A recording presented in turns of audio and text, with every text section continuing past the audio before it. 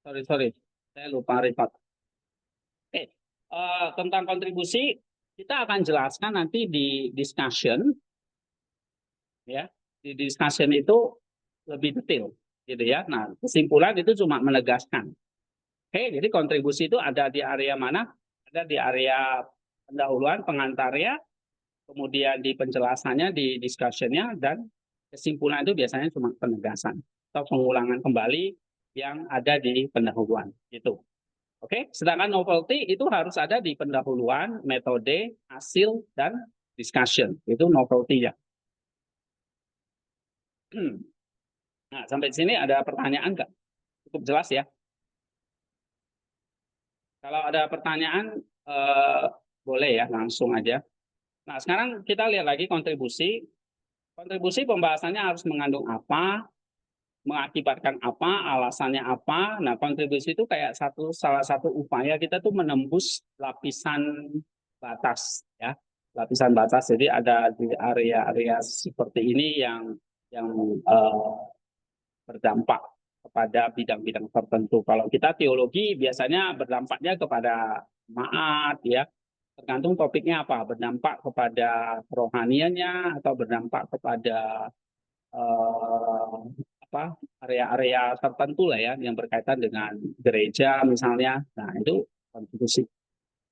Oke. Nah, sedangkan yang ketiga presentasinya. Presentasinya sekali lagi terus dengan bahasa yang bagus ya, structure, flow, akurasi dan sebagainya itu diperhatikan, jangan banyak salah salah apa ya, salah ejaan, salah ketik ya. EYD-nya diperhatikan gitu. Nah, itu bahasa. Kemudian pemilihan kata dan frasenya itu mesti yang relevan dengan paper kita atau yang kontekstual ya. Dan kalau bisa dikasih tabel atau gambar ya kalau ada. Kalau enggak ya mungkin biasanya kalau paper teologi itu eh, poin-poin apa ya, poin-poin aja. Tapi kita bisa eh, tapi kita bisa kasih ini ya, apa, tabel sebetulnya nggak apa-apa gitu ya. Nah, misalnya kayak gini kan, kita bisa kasih tabel seperti ini, that's okay gitu ya. Jadi paper-paper teologi itu nggak boleh dikasih tabel seperti ini, nggak ada masalah. Oke.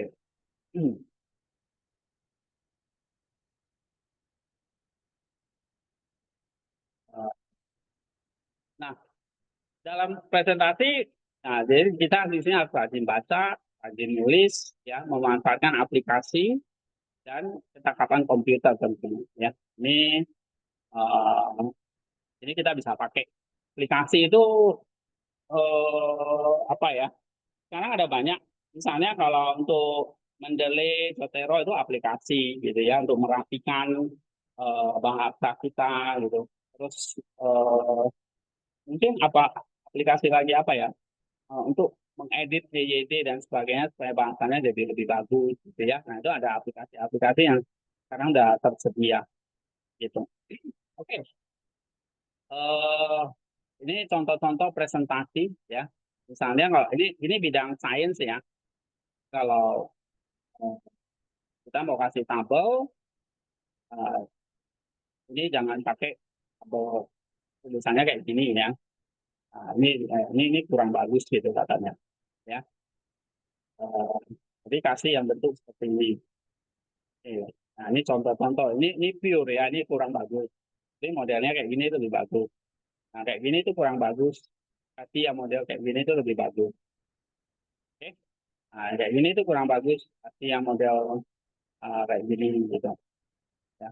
Nah, itu contoh tabel-tabel dalam presentasi yang disukai oleh editor. Oke. Nah, kemudian kita lihat apa yang dilihat oleh editor dan reviewer. Tadi yang pertama tadi kalau kita bisa simpulkan itu tiga ya, kontribusinya, novelty-nya, dan presentasinya. Ya, dia akan pasti kalau untuk mengecek paper ini ada kontribusi atau ada novelty belum. Nah, pasti yang dia cek apa. Nah, sekarang kita mau lihat ini ya. Eh, itu sebuah novelty itu datang dari mana?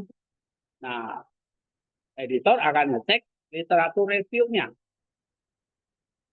Oke, dia akan mengecek ada literatur review-nya enggak.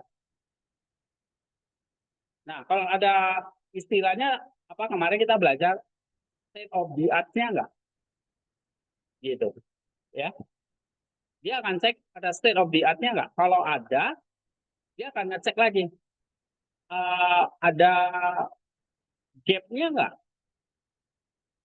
Nah, jadi antara state of the art 1, 2, 3, 4 di situ ada kekosongan nggak yang bolong gitu.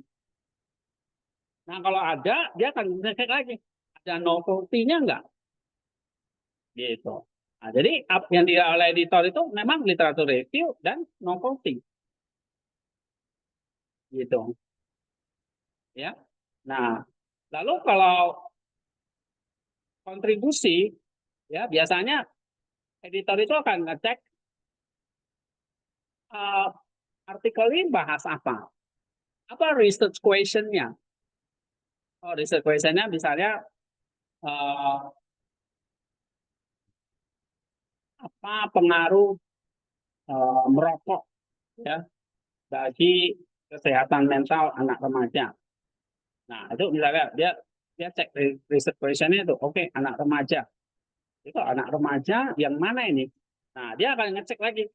Kalau research question-nya itu eh, kontribusinya pada anak remaja yang bagaimana?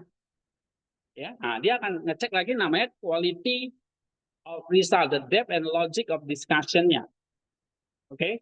Nah, sampai nanti dia akan melihat apakah ada eh, kontribusinya atau rekomendasinya gitu. Nah, jadi ini beberapa hal-hal yang mesti kita perhatikan ya. Jadi pertama, kalau research question itu di pendahuluannya masih jelas apa yang kita mau kerjakan ya. Terus dia akan lihat ada kebaruan apa, oke, ada literatur review-nya enggak. Nah, kemudian metodologinya ya. Metodologinya ini pakai buku apa. Nah, dia akan ngecek misalnya nanti di daftar pustaka kita ada berapa buku nih. Oke, pakai buku apa aja, first source-nya, secondary source-nya apa gitu. Ya. Nah, kemudian dia akan ngecek hasilnya seperti apa, kemudian apa ada kontribusinya seperti apa dan tentu bahasanya ya.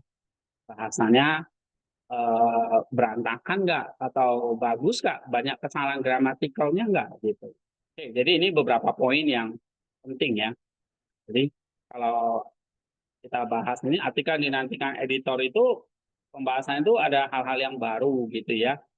Oke, lebih disukai semua klaim pembahasan disertai dengan dua alat bukti. Misalnya ini kayak KPK menahan tersangka harus ada alat buktinya. Jadi kalau kita mengklaim sesuatu ya, nah ini kan sudah dipelajari ya kemarin tentang Fulmin itu, jadi ada data-data yang kita berikan gitu ya. Ini dua alat bukti. Kesimpulannya bagaimana, metodenya unik dan dapat diulangi peneliti lain nggak? Pendahuluannya mengantar pembaca untuk menyetujui novelty yang kita tawarkan nggak? Oke, referensi meyakinkan nggak bahwa penulis mengikuti perkembangan riset pada bidang yang diteliti. Jadi dia akan mengecek daftar pustaka kita ya.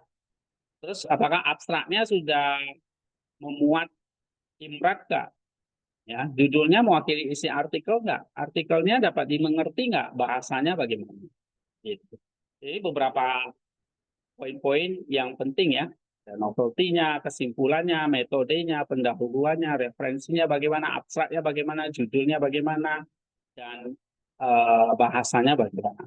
Gitu ya. Intinya sih ini ya tadi kembali lagi ada novelty nggak, ada kontribusinya nggak, dan penulisannya bagaimana. Oke. Nah, ini beberapa hal yang kita perlu tahu kalau kita mensubmit sebuah artikel yang bagus ya. Kadang-kadang memang banyak artikel-artikel yang asal submit ya, tapi nggak ada hal cerita baru gitu. Ya, nggak ada metodenya yang unik gitu. Oke, tidak ada apa ya, judulnya juga salah gitu. Misalnya orang editornya misalnya baca, aduh judulnya aja udah salah gitu, apalagi isinya gitu ya. Nah, terus referensinya nggak meyakinkan. karena nggak ada perkembangan riset pada bidang yang mau diteliti. Nah, ini kita harus perhatikan juga referensi-referensi yang kita pakai itu biasanya kalau editor itu suka dengan referensi yang up to date gitu ya, lebih banyak artikel jurnal daripada buku misalnya gitu. Oke, jadi di sini di sini nggak ada yang ada di sini ya. Nah, referensinya ini atau di sini kalau kita lihat riset metodologinya ya, kebanyakan asumsi nggak atau ini pakai buku-buku yang sudah up to date atau belum gitu. Nah, kemudian quality of result ini penting. Kita mau lihat the logic of discussion-nya ya. Misalnya poin 1 dengan ke poin kedua, ke poin ketiga, itu nyambung nggak? Atau justru malah buat split ya, terpisah-pisah gitu. Tapi kalau dia lihat poin satunya, poin kedua, poin ketiga, ini flow alurnya dapat, nah itu bagus gitu ya. Tapi kalau enggak, editor bisa aja mengarsipkan artikel kita. Oke, ini beberapa poin yang penting kita perhatikan. Nah, sekarang gimana kita bisa mencari sebuah novelty? Ya, nah kalau berdasarkan langkah-langkah kalau kita menulis artikel jurnal, ya novelty itu kita pikirkan nanti waktu kita ngerjakan di bab 5. Langkah 5 ya tentang introduction. Nah, di introduction ini kita akan mikirkan eh, saya ulangi lagi ya. Introduction itu ada 5 poin yang kita perlu perhatikan. Tadi problem statement. Problem statement itu berarti kan di sini ya tadi ya. Research question-nya. Ini juga yang dilihat oleh editor atau reviewer gitu ya, research question-nya. Jadi kalau ini kita ini nah, lalu state of the art-nya, state of the art ini berarti literatur review-nya. Ini mesti kita perhatikan ya. Kemudian di pendahuluan itu juga apa yang luput nih ya, atau gap-nya antara satu peneliti dengan peneliti lainnya. Jadi kita harus temukan ini gap-nya. Nah, nanti langsung editor itu akan cek atau reviewer itu akan ngecek. Biasanya reviewer ya akan ngecek ada novelty-nya nggak ini, ada new ideas nggak, ya. Nah, kemudian konsep apa yang ditawarkan tadi ini 3 dan 4 ini novelty-nya, lalu tujuannya apa yang dicapai, ya. Nah, novelty itu datang dari mana? Datang dari langkah 2, 3, dan 4 itu novelty. Jadi kita harus cantumkan state of the art. Jadi kalau nggak ada literatur review atau nggak ada state of the art, biasanya artikel itu akan ditolak oleh editor langsung. Ya. Tapi kalau lolos di tangan editor, belum tentu lolos di tangan reviewer. Reviewer akan kasih banyak catatan sama kita. Ya. Nah, kemarin saya udah pernah tunjukin ya. Misalnya, mana ya kemarin ya. Nah ini ya, ini ada 3 hasil review. Nah ini misalnya ya, contoh. Ini artikel saya cuma di sini dikasih komen. Ini ya, kelihatan nih. Oke, jadi dia bilang,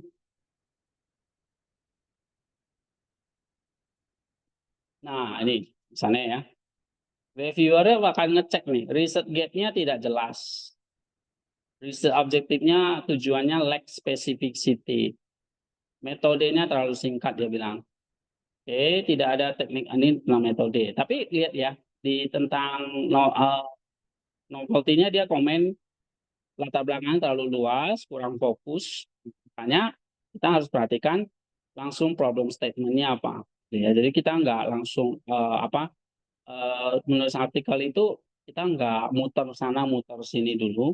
Kita langsung to the point. Apa problem yang kita mau pecahkan? Itu kalimat pertama ya dalam pendahuluan itu.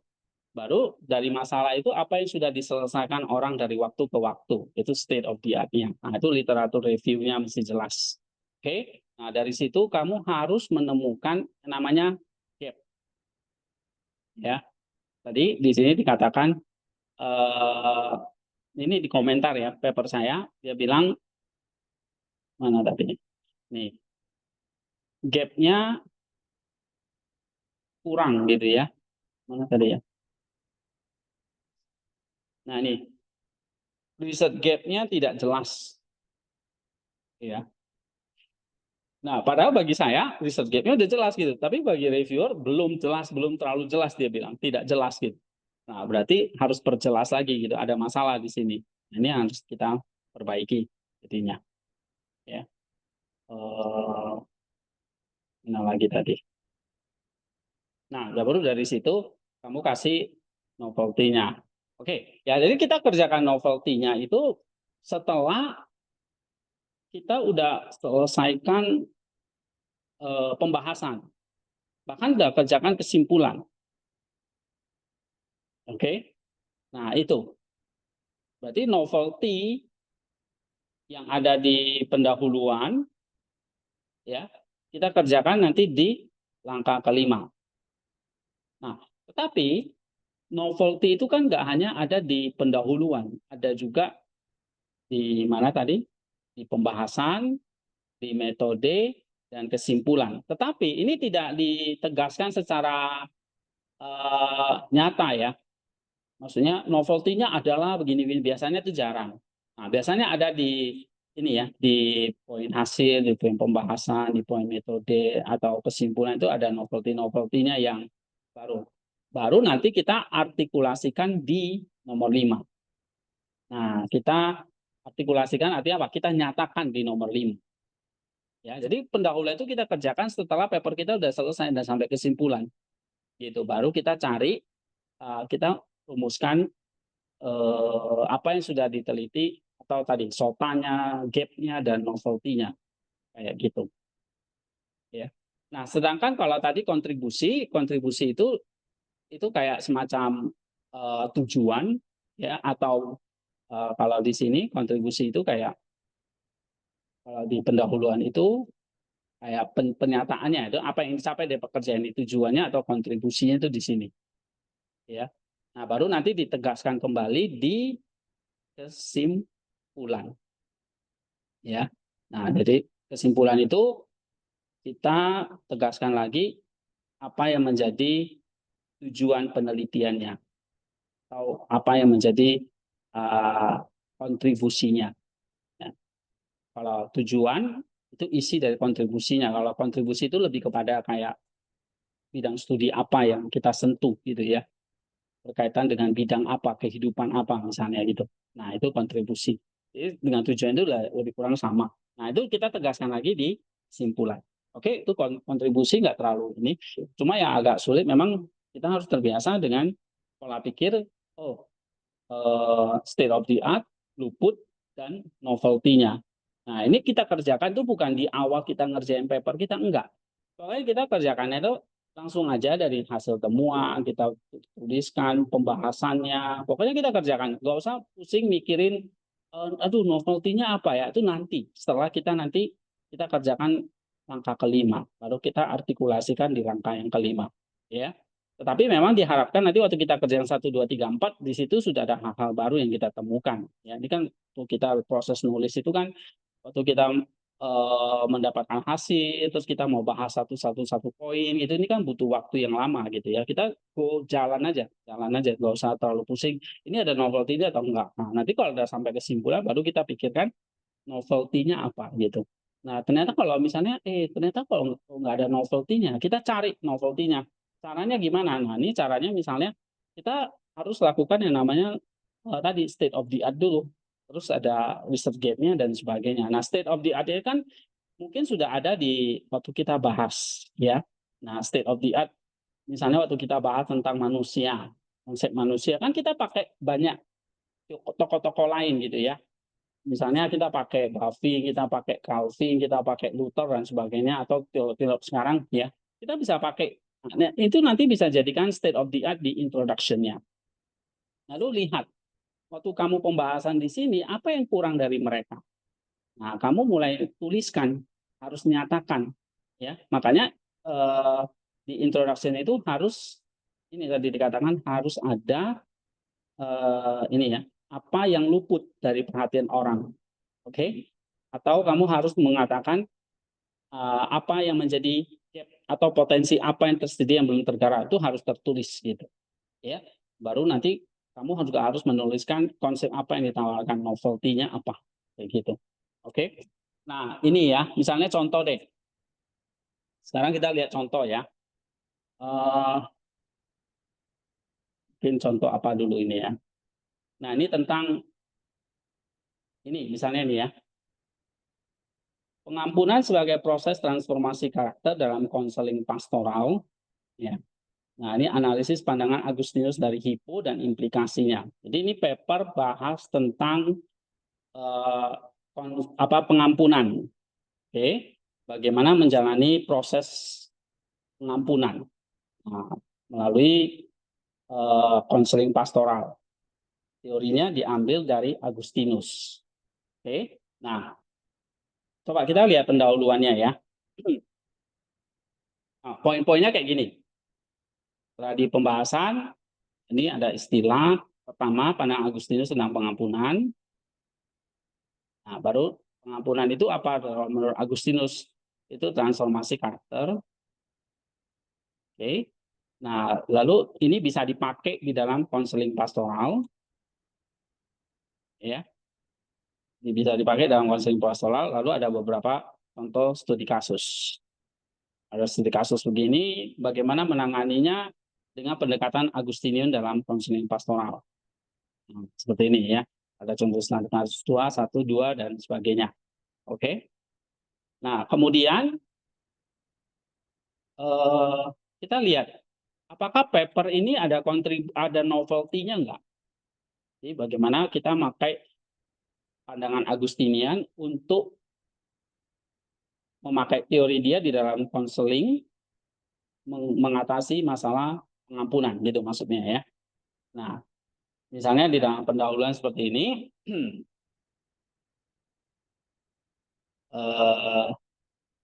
coba ada nggak tadi kalau novelty-nya itu, kalau tadi berdasarkan artikel ini kan kalau editor itu akan ngecek apa?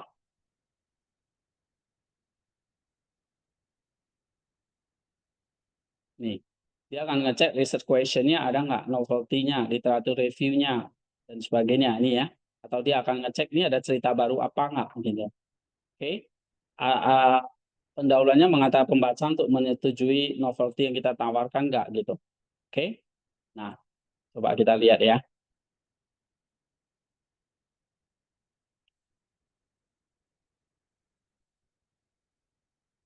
Nah, tadi.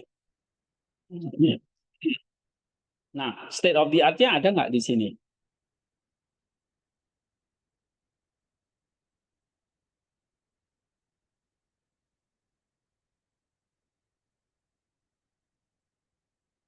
Atau kita baca dulu ya pendahuluannya ini ya. Pengampunan adalah salah satu tema sentral dalam teologi Kristen yang dianggap sebagai jalan menuju rekonsiliasi, penyembuhan, dan transformasi diri. Namun, pemahaman yang mendalam tentang bagaimana proses pengampunan dan implementasinya dalam konseling pastoral masih memerlukan penelitian lebih lanjut. Oke. Nah, kira-kira kalau kalimat ini kalimat apa namanya?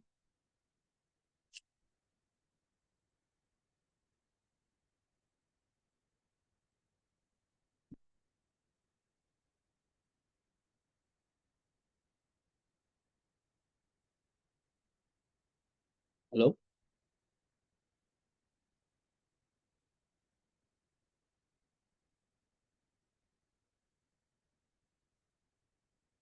Ini kalimat apa nih? Kalau seorang misalnya kalian editornya gitu lah, kamu baca ini, langsung kamu akan anggap ini apa ini? Oh ini paper ini jelas gak nih mau nulis apa nggak ini? Ya kan? Ini namanya apa?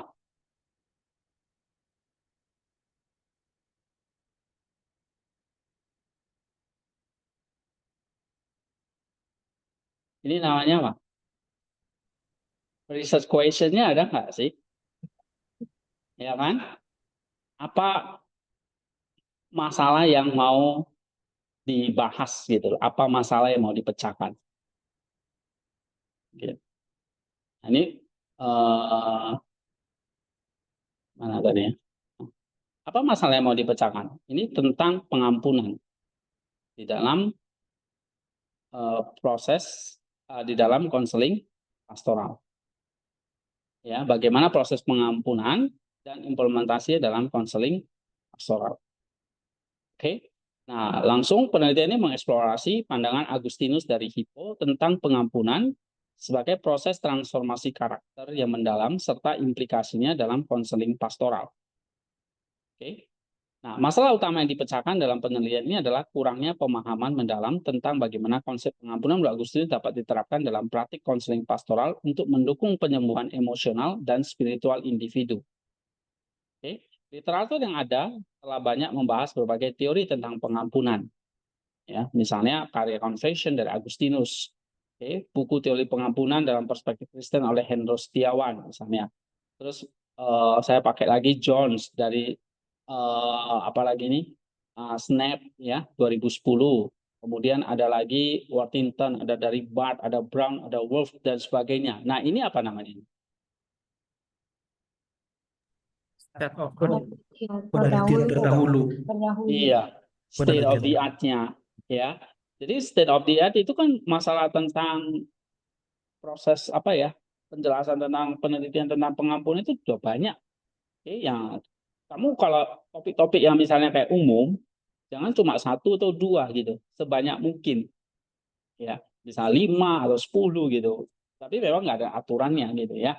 Nah, berapa harus berapa. Tapi kalau misalnya ini topik yang umum kayak tentang pengampunan itu kan umum ya, ya harusnya banyak gitu. Tapi pengampunan di dalam proses konseling gitu, gimana caranya? Nah, ini mungkin ada yang bahas tentang ini langkah-langkah praktis saja dalam konseling pastoral. Ada yang bahas hanya bagaimana. Ada yang pernah pakai nggak metode Agustinus dalam konseling situasi konseling yang nyata? Ada ternyata buku Brown dan Wolf itu. Tapi dia bahas tentang masalah emosional dan spiritual, bukan tentang pengampunan. Nah, ini kan menjadi ada sebuah gap atau celah. Bisa paham ya maksud saya ya? Kalau yang bahas tentang pengampunan itu pasti udah banyak. Terus bahas pengampunan di dalam konseling pastoral, mungkin ada, pasti ada. Misalnya dari Worthington, dari Barth, ya. Nah, tetapi yang pakai Agustinus untuk bahas tentang pengampunan dan dipakai dalam konseling pastoral, nah itu nggak ada. Nah, ini menjadi celah. Ya. Nah, coba nih paragraf berikutnya. Penelitian ini menawarkan kerangka kerja holistik untuk menerapkan pandangan Agustinus tentang pengampunan dan konseling pastoral dalam menggunakan pendekatan kualitatif dan analisis meneliti terhadap teks confession. Nah, ini saya pakai confession. Penelitian ini menunjukkan tahapan penting dalam proses pengampunan, penyelesaian mendalam, pengakuan dosa yang tulus, penerimaan kasih karunia Allah, dan pembaruan hidup. Nah, ini kan nggak yang dikerjakan ini? Kok ada yang dikerjakan? Ada nggak novelty apa yang ditemukan ini?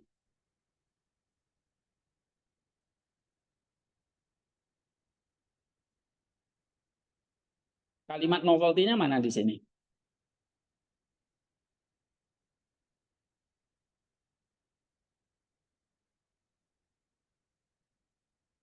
Jadi saya ambil dari Wolf dan Worthington, ya. Kalau Wolf dia pakainya untuk kasus-kasus trauma, ya. Kasus-kasus trauma, Worthington itu lebih ke hanya langkah-langkah praktis dan konseling pastoral. Nah, 2 buku ini saya pakai, saya gabungkan, oke, bagaimana proses pengampunan itu bisa lewat konseling pastoral, tapi dengan cara Agustinian. Nah, ini dia. Lewat penyelesaian mendalam, pengakuan dosa, menerima kasih karunia Allah, terus pembaruan hidup. Jadi ada berapa langkah? 1, 2, 3, 4. 4 step yang diajarkan oleh Agustinian yang saya pakai untuk proses pengampunan di dalam konseling. Gitu. Ya. Nah, walaupun 4 proses ini saya ambil dari teori Wolf dan Worthington, berarti saya gabungkan. Nah, ini bisa menjadi sebuah novelty, ya. Jadi novelty itu bisa kita misalnya ya, kalau kamu lihat kalau Worthington dia kan cuma hanya bahas langkah-langkah praktisnya, tidak menyinggung masalah pengampunan. Sedangkan Wolf dia bahas Agustinusnya tapi nggak menyinggung pengampunan gitu. Nah, itu dua-dua bisa dipakai untuk menghasilkan sebuah kerangka kerja yang holistik untuk menerapkan pandangan Agustinus tentang pengampunan dalam konseling pastoral. Gitu. Nah, ini sesuatu yang bisa kita tawarkan. Nah, itu maksud saya, contoh ya. Ini contoh novelty itu seperti itu. Oke, contoh lain ya. Nah, oke. Mungkin tentang ini ya, tentang psikologi uang. Psikologi uang ini kan buku dari Morgan Housel ya. Oke, bagaimana pengaruh psikologi itu penting ya secara kejiwaan dalam mengelola kekayaan, keuangan gitu. Oke. Nah, lalu saya mau gabungkan teori Housel ini dengan teologi tentang kekayaan, tentang uang, atau spiritualitas kekayaan yang dibahas oleh Yohanes Chrysostomos. Ya. Nah, kalau yang bahas tentang psikologi uang, tentang Housel, ya pasti udah banyak yang membahas buku dia, gitu. Tetapi ketika bagaimana teorinya Housel ini bisa kita pakai di dalam mengelola kekayaan, ya, terus digabungkan dengan pandangan dari Chrysostom. Nah, ini sesuatu yang belum pernah digarap. Ataupun ada, tetapi tidak banyak gitu loh. Ya. Nah, tapi kita lihat dulu ya state of the art-nya. Yang ada misalnya kan, misalnya ya, penelitian tentang psikologi dan spiritual itu udah ada gitu ya. Bagaimana hubungan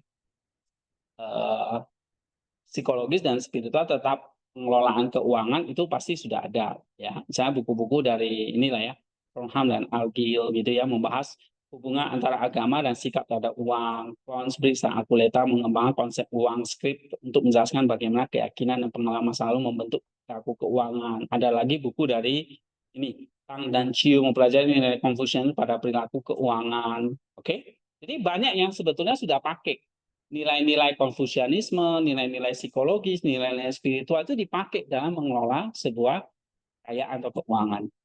Ya, banyak. Tetapi yang memakai teorinya Chrysostom ya dan Psychology of Money itu nggak ada. Oh, ada ternyata. Memang ada buku misalnya seperti ini. Apa ya? Psychology of Money dengan buku Financial Therapy ya. Mereka pakai menggabungkannya ada. Terus mereka pakai lagi bagaimana ini ya. Oh, yang tadi ini ya. Bagaimana ajaran agama Buddha memakai ajaran agama Buddha dalam mengelola tentang uang dan kekayaan itu ada penelitiannya. Ya, tetapi bagaimana memakai ajaran John Chrysostom ya dalam mengelola kekayaan dan bagaimana menggabungkannya dengan wawasan dari Husserl itu yang belum ada. Nah, berarti kalau itu belum ada, berarti kan ada gap. Ya, ada celah nih yang kita bisa isi. Gitu. Ya. Paham di sini? Nah, ini kan literatur reviewnya. Ya. Nah, berarti kalau mau menemukan novelty-nya, kebaruannya apa di sini? Nah, jadi di sini ya, kebaruan dari penelitian terletak pada integrasi eksplisit antara wawasan psikologi uang kontemporer dari Husserl.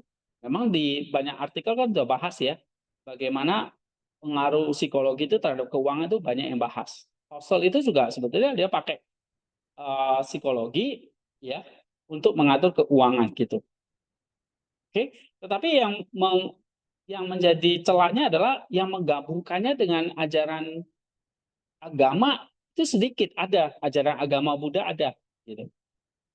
Ya. Terus apalagi yang menggabungkannya dengan ajaran teologis kuno tentang kekayaan dari Yohanes Chrysostom. Nah, itu hampir saya kira nggak ada gitu. Nah, ini yang kita menawarkan sebuah novelty, ya. Integrasi ini masih kerangka kerja baru yang menggabungkan prinsip-prinsip psikologi uang dengan spiritualitas kekayaan, memberikan perspektif yang lebih holistik tentang pengelolaan keuangan, gitu ya. Jadi kalau kita baca abstraknya di situ, Husserl itu kan menyoroti 5 aspek ya, perilaku, hubungan emosional dengan uang, bias kognitif, perbandingan sosial, dan akuntansi mental. Ya, nah bagaimana 5 itu dipakai digabungkan dengan ajaran Chrysostom menekankan kepercayaan, menekankan tentang sedekah, ketidakterikatan, dan pentingnya memperoleh kekayaan secara etis. Ya, kekayaan sebagai sebuah kepercayaan, sedekah, ketidakterikatan, bagaimana menggabungkannya sehingga menghasilkan sebuah sebuah pandangan yang namanya spiritualitas kekayaan, gitu ya. Spiritualitas kekayaan itu apa saja poin-poinnya? Nah, nanti saudara bisa baca di sini, gitu ya. Ini contoh bagaimana kita memberikan sebuah novelty. Oke, nah bagaimana dengan kontribusi? Kontribusi atau implikasinya kita harus berikan di sini. Berdampak apa? Misalnya pada apa? Secara teoritisnya apa? Misalnya secara praktis, penelitian ini memberikan panduan bagi individu untuk membuat keputusan keuangan lebih bijaksana dan bermakna. Itu kayak ini namanya kontribusi lah, gitu ya. Oke, tetapi yang penting di sini saudara mesti ngerti gimana cara menemukan kebaruannya.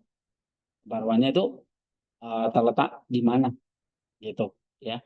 Nah, makanya kita harus melakukan yang namanya state of the art dulu, baru dari situ apa celahnya dan kita baru tulis gitu. Jadi kalau di sini kalau saya tanya celahnya di mana di sini? Celahnya belum ada yang bahas gitu loh. Ya.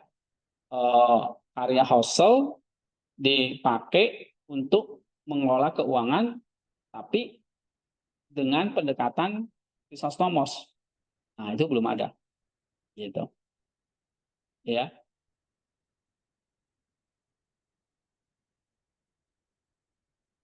Nah, misalnya ini ya. Namun, ini penelitian-penelitian ini cenderung berfokus pada salah satu aspek saja, baik psikologis atau struktural, tanpa mengintegrasi keduanya secara eksplisit, gitu. Ya.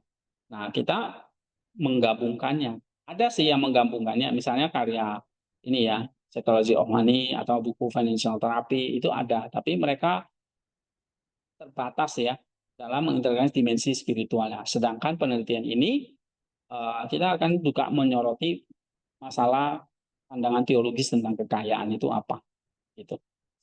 Nah, ini contoh ya, misalnya tentang novelty.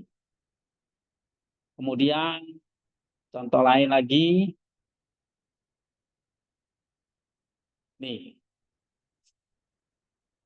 Oh, ini waktu itu udah pernah bahas belum ya? Belum ya? Atau ini aja. Nah, ini aja nih. Nah, tentang kepemimpinan sahabat ya. Melalui lensa mikrokosmos Maximus sang pengaku iman meningkatkan dinamika tim dan kesejahteraan organisasi. Nah, ini buku-buku tentang leadership pasti sudah banyak. Ya. Tapi kita mau melihat kepemimpinan yang membawa kepada apa ya? Kesejahteraan organisasi gitu. Kepemimpinan yang mendatangkan kesejahteraan organisasi dan bagaimana tim itu solid gitu. Tim kepemimpinan itu solid. Oh, pasti ada dong yang bahas seperti itu, udah banyak. Kepemimpinan transformasional lah, kepemimpinan pelayan lah, kepemimpinan otentik lah, pasti sudah banyak yang bahas. Kamu cantumkan aja buku-buku apa. Ya. Nah, tetapi kepemimpinan mereka, kamu lihat apa yang menjadi celah atau kesenjangannya. Nah, buku-buku seperti ini, ya, buku-buku standar seperti ini, nah saya lihat ini masih kurang memahami bagaimana kerja tim sesama anggota tim itu bukan atas bawahan gitu, tetapi sebetulnya sebuah persahabatan, ya, bukan kayak bos dengan karyawannya gitu, tapi bagaimana relasinya adalah persahabatan. Nah, ini yang nggak dibahas di buku-buku seperti ini. Nah, ini namanya kesenjangan, atau tadi di sini apa yang luput, gitu, ya. Nah, bagaimana persahabatan dapat dijadikan dasar untuk kepemimpinan yang efektif. Bagaimana penelitian ini bisa mengisi kekosongan tersebut dengan mengeksplorasi penerapan friend leadership tadi ya, persahabatan tadi berbasis mikrokosmos. Nah, mungkin teori kepemimpinan tentang kepemimpinan transformasional, kepemimpinan pelayan, kepemimpinan otentik, nggak tahu kepemimpinan apa lagi, kita bisa dapat banyak literatur ya, kepemimpinan. Tapi yang bahas tentang friend leadership, ada sih, nih ya. Yang menekan aspek persahabatan, misalnya ada 2 buku ini, tapi persahabatan yang seperti apa, ya, persahabatannya seperti apa yang bisa membuat kepemimpinan itu efektif, yaitu jarang terekspos. Ya, literatur masih jarang mengeksplorasi pengaruh hubungan persahabatan terhadap dinamika tim dan kesejahteraan individu dalam konteks kepemimpinan. Oke, nah potensi friend leadership untuk meningkatkan kualitas hubungan interpersonal dan kolaborasi dalam tim belum tergarap secara optimal. Ya, jadi bagaimana kepemimpinan sahabat, oke, yang memandang sesama itu sebagai sahabat itu belum banyak dibahas, apalagi untuk mencapai kesejahteraan, ya, terhadap tindak negatif dan kesejahteraan dalam konteks kepemimpinan itu belum tergarap secara optimal. Ya, ada yang nyinggung saya 2 buku ini, tetapi, nah kamu tawarkan lagi, karena ada gap tadi, karena kan tadi belum tergarap secara optimal ya, ada gap berarti kamu tawarkan oh, konsepnya manusia dari Maximus, ya, bagaimana memandang sesama itu, mikrokosmos itu. Nah, itu yang mau dipakai di dalam kepemimpinan sahabat untuk mencapai kesejahteraan tadi. Nah, inilah yang kita tawarkan. Jadi lihat ya, ini ada sotanya beberapa buku ini sota semua. Oke. Tapi dari situ apa yang menjadi tadi apa yang menjadi luput atau apa yang menjadi potensi yang belum tergarap. Nah, potensi yang belum tergarap mana?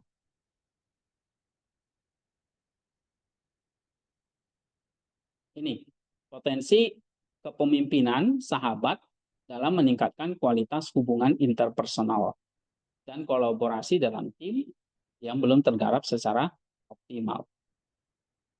Nah, ini belum ada yang kaji gitu.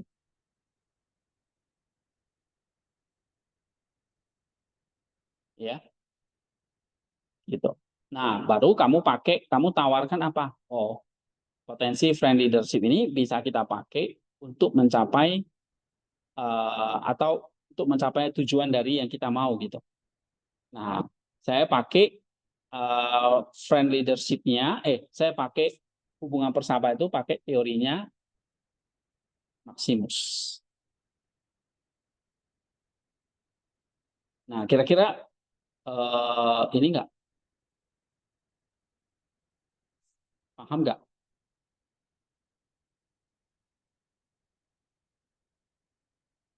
Ini ada 3 contoh ya, saya udah kasih 1, 2, 3. Ini ada 2 lagi, tapi waktu udah berhubung udah habis.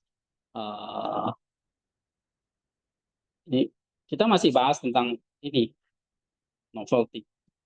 Itu baru contoh ya. Nah, saudara coba nanti ya kalau sudah selesaikan nanti sampai kesimpulan. Nah, dari pembahasan-pembahasan itu kan ada banyak literatur yang dipakai.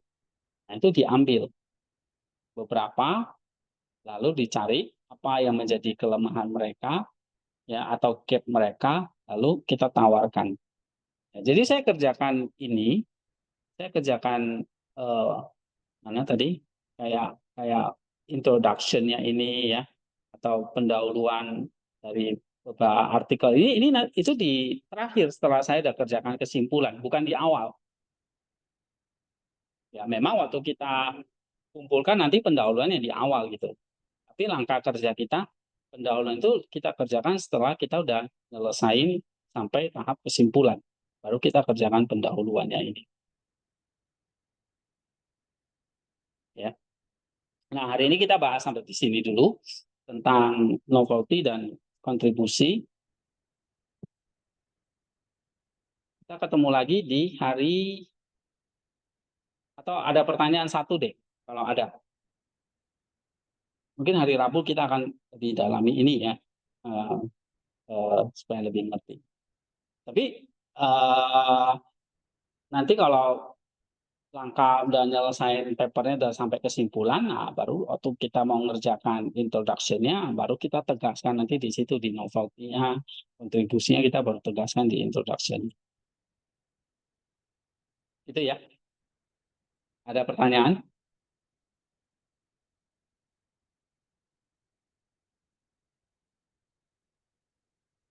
Kalau nggak ada, saya akhiri di sini. Paling nanti kita akan latihan ya, apa untuk mencari itu ya. Mungkin nggak hanya novelty kontribusi, nanti semua ya. Jadi dari abstrak sampai ininya kita pakai latihan analisis artikelnya. Pakai ini, misalnya pendahuluan sudah ada item-item ini belum gitu. Terus nanti metodenya sudah ada item-item ini belum, hasil pembahasan sudah ada item-item ini ya. Di pembahasan tuh ada novelty-nya enggak gitu. Simpulan sudah ada kontribusinya belum, ada tujuannya gitu dan sebagainya. Oke. Nah, itu nanti kita akan latihan, saya akan kasih satu contoh paper nanti ya atau artikel.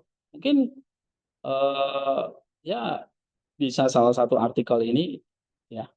Jadi kalian bisa kerjakan bareng. Nanti saya bagi di mana di grup ya buat latihan-latihan. Oke. Nah, terus hari Rabu kita praktis gitu. Kita bahas artikelnya ini, tapi saudara udah coret-coret gitu. Oh, ini apa, ini apa, ini apa. Misalnya ini abstrak, apa aja nih yang benar, yang salah, misalnya dikasih masukan gitu. Ya. Oke, kita selesai, kita berdoa dulu ya. Minta Bu Jessica boleh berdoa. Mari kita berdoa.